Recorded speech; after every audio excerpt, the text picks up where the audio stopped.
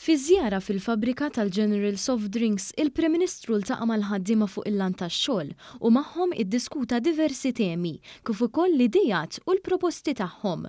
Din id-diskussjoni ssoktat b'laqgħa ma' tmexxija tal-General Workers Union li huma rappreżentanti tal-istess ħaddiema fil-kumpanija.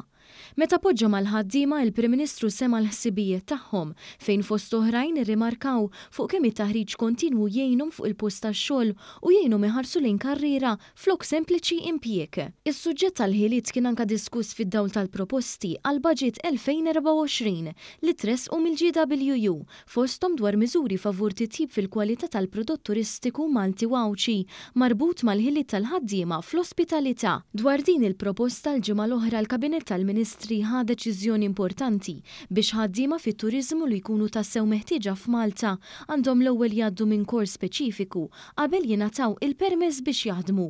Hawn il-Prim Ministru tenna l-impenn tal-Gvern li l-baġit jibqa' jwieżen u jappoġġja lil ħaddiema u lill familji tagħhom baqalu tisħiħ ta' ekonomija bbażata fuq il-kwalità.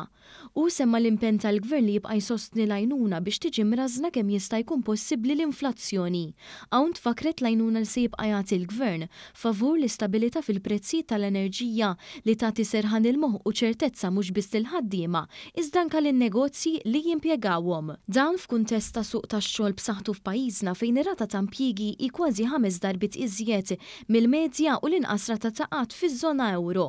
Dr. Abel annota li pajjiżna jrid jibqa' jkollu ekonomija b'saħħitha biex ikompli fit-tranzizzjoni ta' qalbiet importanti jiġifieri dawk ambjentali u diġitali flimkien ma' sosten ta' miżuri ta' komuni.